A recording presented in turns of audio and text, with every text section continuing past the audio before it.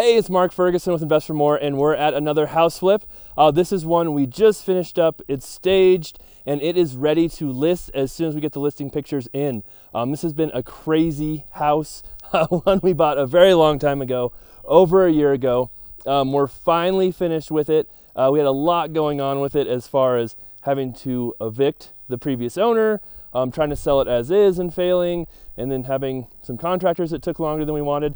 But it's done, and it'll end up being a pretty good deal. We bought it for $160, and we're going to be listing it for $340. So we'll talk about all the costs that we'll have in this as well. And of course, check out investformore.com for much more information on our flips, rentals, being an agent, and all of that great stuff as well. So let's take a look at the house. We bought this house a very long time ago. I think we've had it 13 or 14 months or something crazy. And the reason we've had it so long is we had a lot of different things go wrong, and some of those were my fault, some of those were just chance, and some just things that go along with the business, like things are always slower than you think they will be. But we're done, and it's all staged, and Nikki did a great job staging as usual. She's my project manager who helps with all the contractors and design issues and everything in these houses. But to start off, we bought this from a wholesaler for about $160,000. And when we bought it, I made a huge mistake and did not check to make sure the seller was gone before we closed on it. You always do a walkthrough. At least drive by the house and make sure it's vacant. And I did not do that. So that was a huge mistake on my part.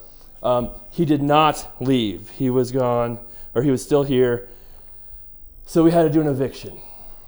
Now, we tried to offer him cash for keys, tried to pay him to leave, wouldn't respond to us, would not talk to us, and we did that eviction right before COVID hit.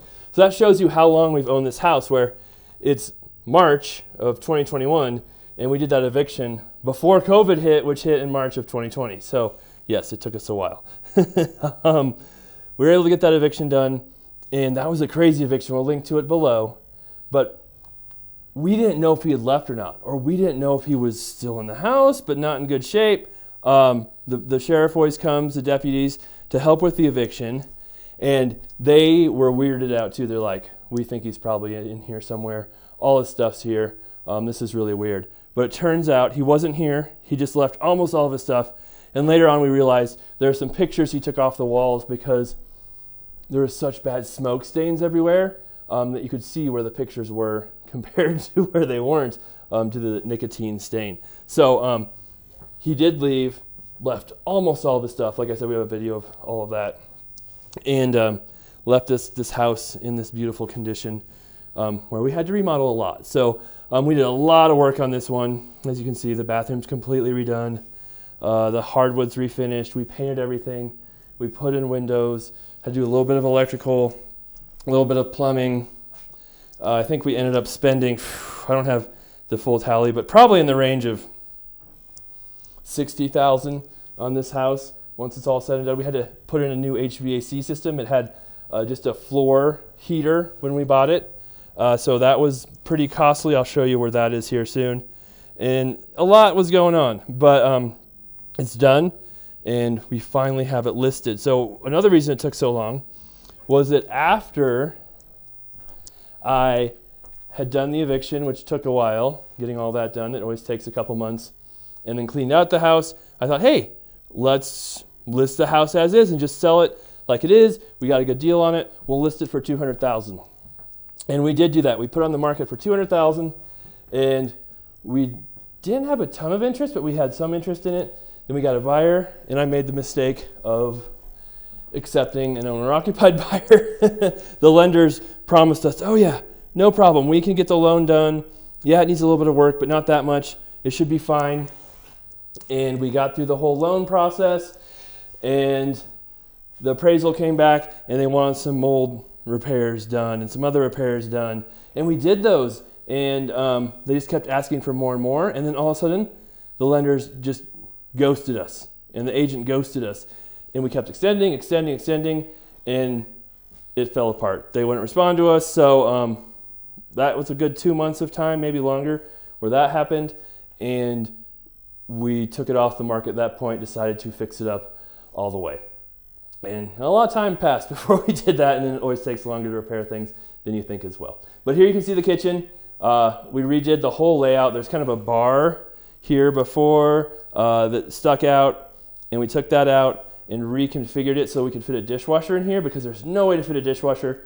They had a part of the kitchen come out this way, and it was just tiny, so it works much better that way. Redid the doors, painted the doors, so did a lot of different things in this house. And I think it looks fantastic now. A lot of people are wondering how we would make this house look good. Well, we did it. All right, and something else really exciting that we just finished up, and I forgot to tell you guys this in the beginning of the video, which I should have done. A lot of people have asked what color we painted the doors, what color we painted the walls. Well, I put a new resource on investformore.com that lists the paint colors for the houses that we're flipping. So you can go to investformore.com and just search for paint colors, or I don't even know what the URL is. It might be /paint colors, but I could be completely wrong. And you can see what all the paint colors are. And then there's a link to the videos so you can see the before and after of those paint colors. So I don't know what paint colors these are. I'm sorry, I didn't look before we came over here. But I'll link to that article below as well. Or you can just search Invest for More and paint colors. And you can go to that page. It'll tell you the trim color, which is what these doors would be, and the body color. And you can see exactly what paint colors we use. And we don't have all of our houses because Nikki does all that, and she doesn't have every single house on there. But from now on, we're going to try and get every new flip we do and every flip we paint on there, and you can go back to that page whenever you want to see those colors. So in here, you can see we have the crazy weird sump pump is what we think that is. We painted the floor, painted the walls, nothing too crazy in there.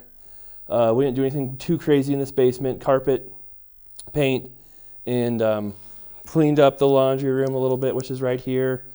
This is a really cool feature right here. We have a built-in cubby hole to the other room. So you're like, oh, what's in there? Nothing, sorry. If you remember too, this is a house that had, a lot of people thought there was a tied up baby or person picture on this wall. When we first walked through it, it was actually a child in a high chair. So it was not a person tied up, just a child in a high chair. So, and back here we have what was, I think there's a carpet on this wall. It was kind of crazy. We took that off, have carpet in this room. And then this really isn't a bedroom because there's no closet, unless you want to call this giant room back here a closet. But it would not be conforming. It doesn't have the egress windows.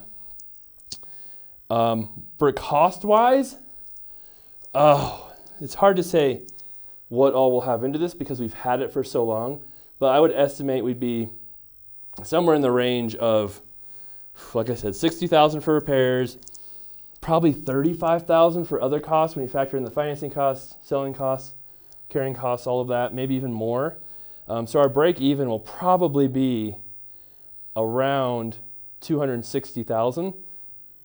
But like I said, it should be worth in the $340,000 range once we're done with it. And this is one of those rare instances where it actually worked out to hold it so long because the market has gone up and up and up while we held this house. I think when we first bought it, we thought it might be worth $275,000 to $280,000 when it would be finished. So things have definitely changed in the last couple months in Colorado, or the last year in Colorado.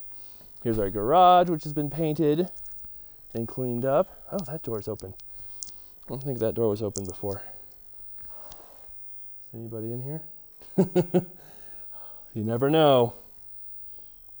And then we definitely cleaned up these outbuildings. They were a mess before, and you can see those in the before video. Of course, we'll link to that and show you what that looks like. And the roof was done when we bought it, so that was nice. And then we did have to, you can see, put up a little bit of siding on this one to make it look decent. And it was just full of stuff before, but now you can see it's cleaned up. We still left the sweet carpet on the garage door thing, so we didn't lose that design feature. The sweet carpet up there. And this, I don't think I showed this when I first bought it. I didn't even know it had it. This amazing 3-door barn door that they put up. Never seen one of those before, so that's pretty cool. And yeah, in here, just another storage room, workshop area. Does have the cool stove, so we just left that there. And then, yeah, at one point, this may have been a little tiny garage, but they filled it in. There's no room to put a car in here at all.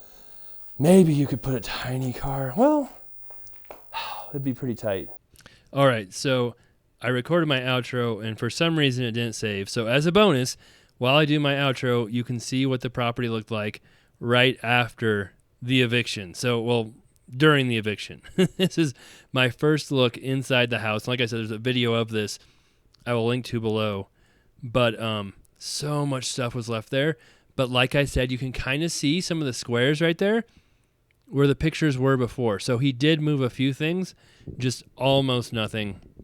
And yeah, there's my eviction order right there. And the police even were like, man, this feels weird. We think maybe he's still here or, you know, he needs help.